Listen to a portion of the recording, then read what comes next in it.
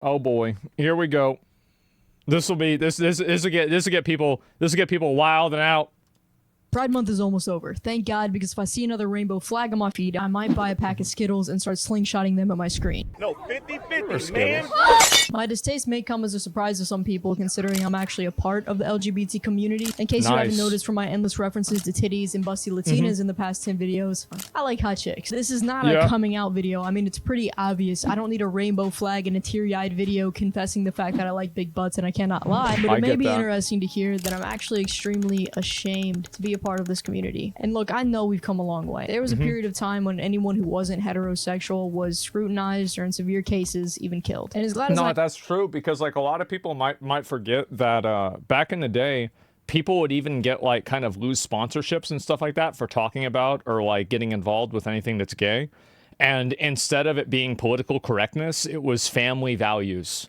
That was the term. That was the 2000s and the 1990s version of political correctness, was family values. That I can walk down the street holding a girl's hand and not face the scrutiny.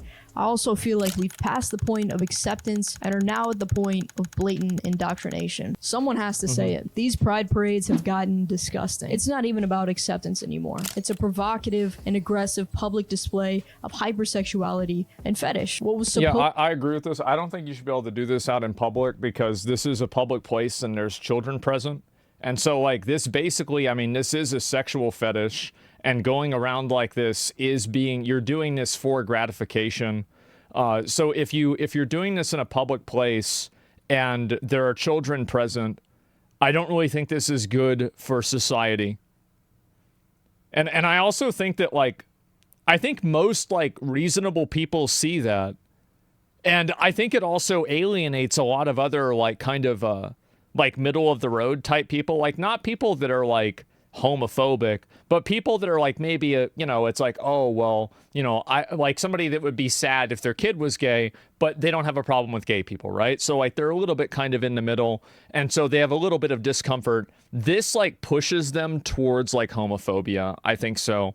And I think it does it for a pretty obvious reason, right? It's because people that can't consent, young kids, are involved with this. Very problematic.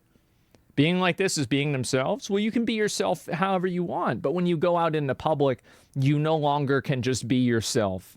If everybody was themselves in public, everybody would be shitting on the street, but we don't do that because there's a amount of behavior that's expected. To be an accepting and innocent space has turned into a hostile freak show.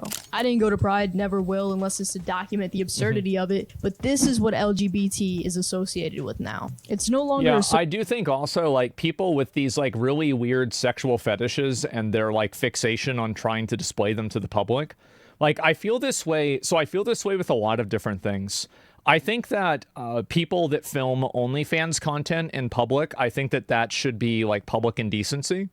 I think that basically if you're filming any type of content that's meant for or like fixated or focused around like sexual gratification, like you're promoting content or not promoting, like you're creating content that's made and for the consumption for the purpose of sexual gratification, you should not be able to do this in public. Just straight up, because if you can, then there is like a probability that like an underage person could be in that photo. And so, or in that video. So like now you're in a world where you have people that are filming content for sexual gratification in which people that are underage are involved in the video. You see what I'm saying? That should never happen. And also like, again, you have to ask the question like, why should it happen? Why should society allow that type of behavior to happen? Then spring break would be illegal? No, I think wearing a bikini or something like that at the beach is totally different. Like, that's completely fine. And also, like, a bikini is not inherently sexual in the same way that a BDSM suit is. Like, I understand that there's a lot of people that really try to muddy the waters with this kind of stuff. It's a fake gotcha. Yeah, it's a fake gotcha. Like, wearing a bikini is what people wear if they're female, if they go out to a, like basically like any place with water. Now, this is not inherently sexual. It is sexualized in many cases, but it is not done for the purpose of sexual gratification. Whereas when you look at people that are wearing bondage, for example, in public, that is done for the explicit purpose of sexual gratification. So I understand that there's a lot of intellectual dishonesty with this topic, but I think that if you really cut through that and you look at what really the impulse is behind these actions, it becomes immediately evident what the actual problem is. It's about the intent. It is. It's about the intent. Associated with peace, love, unity, and tolerance. Yeah. Instead, it's associated with hypersexualization, provocation, fetish, and bigotry. I don't know what happened to the days when we would encourage people to accept themselves and make peace with those who disagree with us. Because now we just scream obscenities at anyone even whispering a subtle argument. This is the problem, right? Is that a lot of people that have my perspective on it are considered to be like, like, let's say, like closet homophobic or something like that, right? Or like, oh, this is like against LGBT people. I don't think that I think that the majority of people don't really care whether you're gay or not. But when you try to make everybody else look at it and you do a pride parade about it, I think that that's a very big difference. And especially when I think that, again, it's not just about being gay. It's about people that want to showcase their types of fetishes. And I think that's really where the problem is. It's beyond just simply having a sexual attraction to another person, and it's about using that as like a platform to like talk about other things beyond that. It's an exposition. Yeah, it's an exposition. Were they trans? I have no idea. It doesn't really matter. Pride Day was okay, then it became a week, now it's a damn month.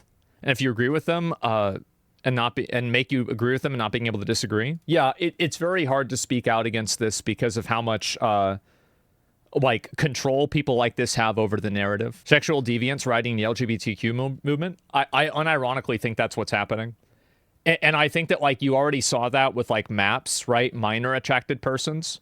And I think that you see this with a lot of other types of things that are adjacent to that, where it's people that have like these really kind of questionable like sexual deviancies that are trying to like hitch their cart to the LGBT wagon and then normalize their type of behavior.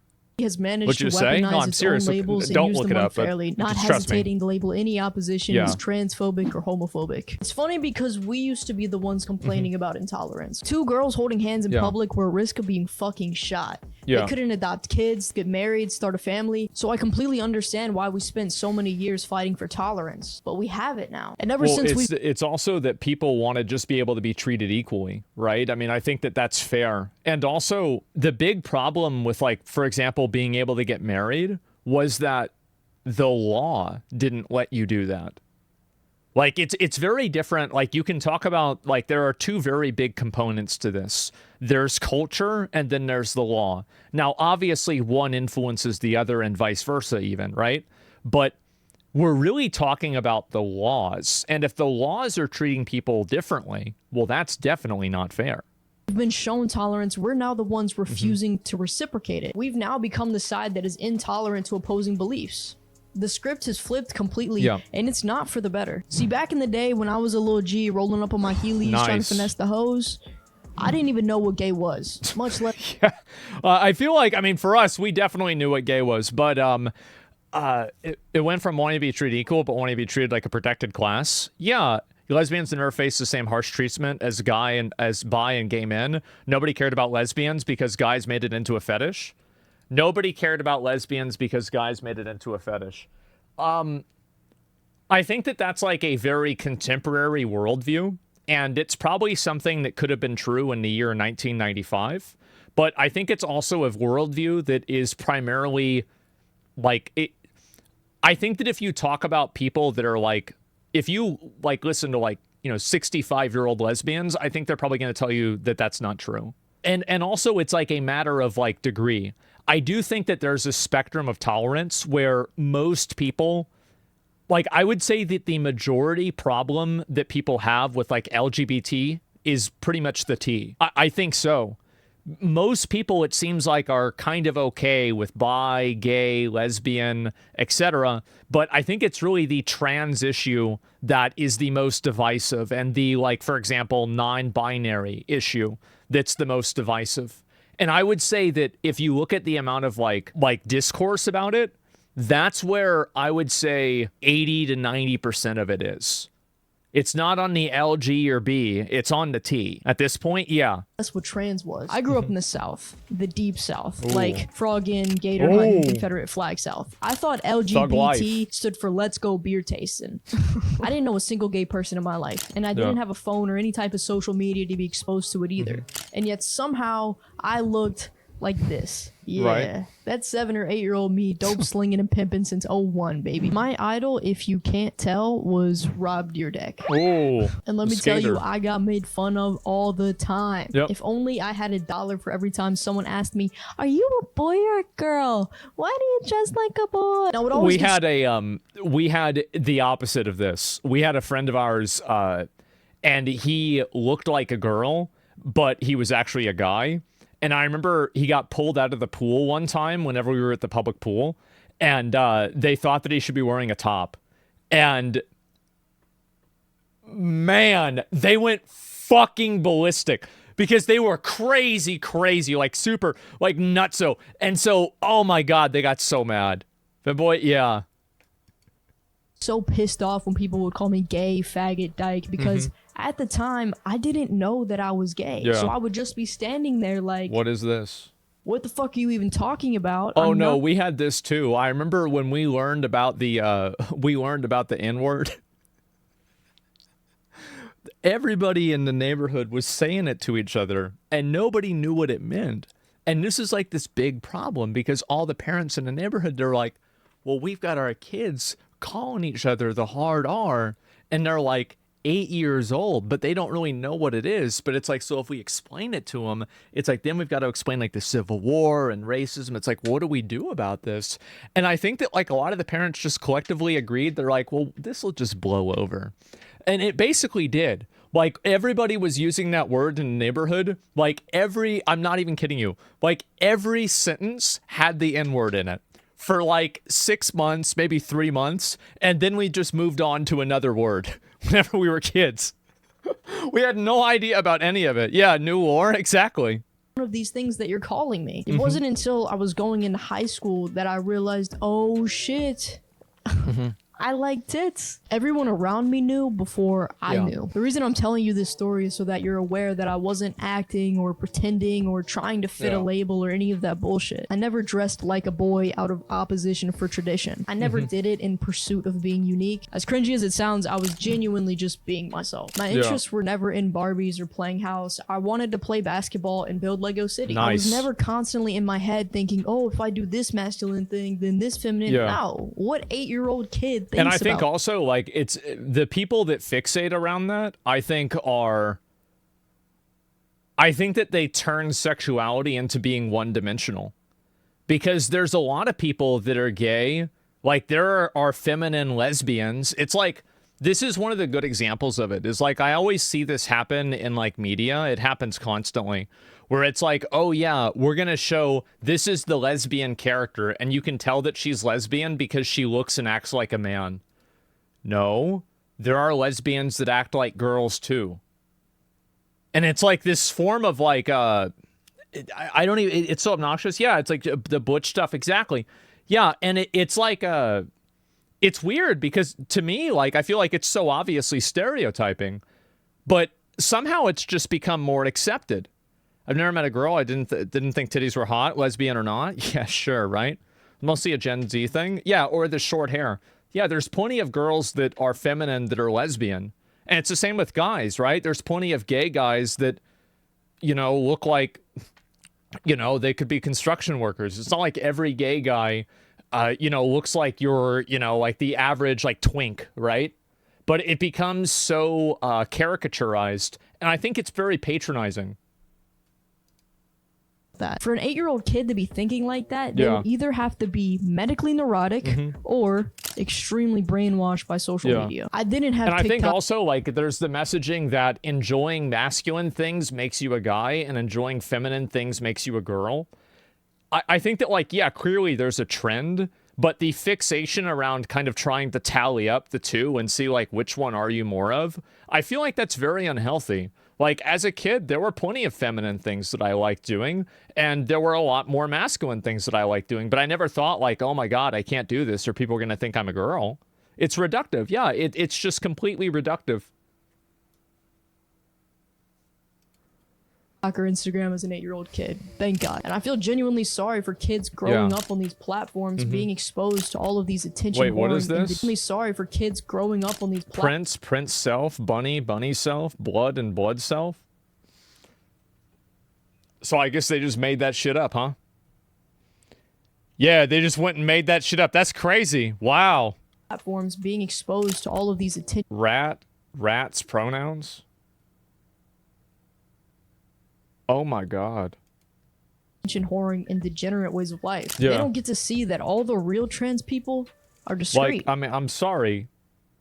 You're not a rat. Stop it. I don't think that there's any virtue in playing along with a delusion like that. It's ridiculous. Nobody should take this seriously. It's a mental disorder. They need help. I actually don't think that that in itself is a mental disorder. I think that a lot of people that are like that are just like weird narcissists, or they have some form of other social like problem. And because of that social problem, it manifests itself in this type of behavior. What about furries? Well, I think that the problem is that it's that people want the entire world to conform around it. You don't know that they're trans because they don't want you to know. They want to blend in as a normal person and live a normal life as their changed gender. They don't want anyone asking their pronouns. They want it to be so obvious that you just assume their gender. That's why they spent thousands of dollars on corrective surgeries, so that you could look at them and not ask what they are. That's the whole point of that makes sense, of course. Transition. All of these people you see on social media posting about their transgenderism are the ones transitioning out of a feeling. And you can see even in this video, the problematic like element of this is about the trans stuff. It's not about being gay, really. It's about the trans stuff. And that's where I think 90% of these problems come from. Emptiness and need for validation. They're not doing it out of a genuine sense of dysphoria and discontentment with their body. These days, the members of the LGBT community are all demanding that people acknowledge and accept their often obscure identities. It feels like everyone's desperately grasping at these labels, all in a fight to be unique and interesting. But since when did we become so desperate for approval and validation? These people, well, since people went on the internet, and they need that because they don't get it out of real life. Like a lot of these people that are like doing this kind of stuff on like TikTok, for example, like, let's just be honest, they're a bunch of ugly, weird looking weirdos. And I bet they didn't have any friends in high school. They probably don't have a lot of friends in general. It's hard for them to get along with people. And they've probably been disagreeable and annoying their entire life. And this is just the new permutation of them being annoying. It's not really an ideology for them. It's just them being obnoxious and annoying. And this is their new way of being obnoxious and annoying. That's it. Like, no eyeballs? I don't know. Or eyebrows, I mean. It's because actual oppression doesn't exist in their society anymore. Yeah, I mean, well, the problem is that, like, you do have people that have, like, very, very, like, minor versions of oppression. And I think that there are things that are bad that happen. And I think that sometimes it does happen. There's, like, systematic stuff. Like, for example, like, sometimes police officers could be racist or something like that. Definitely it can happen. But the difference is that I feel like in a lot of those cases, everybody pretty much agrees collectively that that's bad. Like the examples of a lot of like systematic like unfairness, I think that almost everybody is pretty much in agreement. Like, yeah, we don't like this. This isn't good.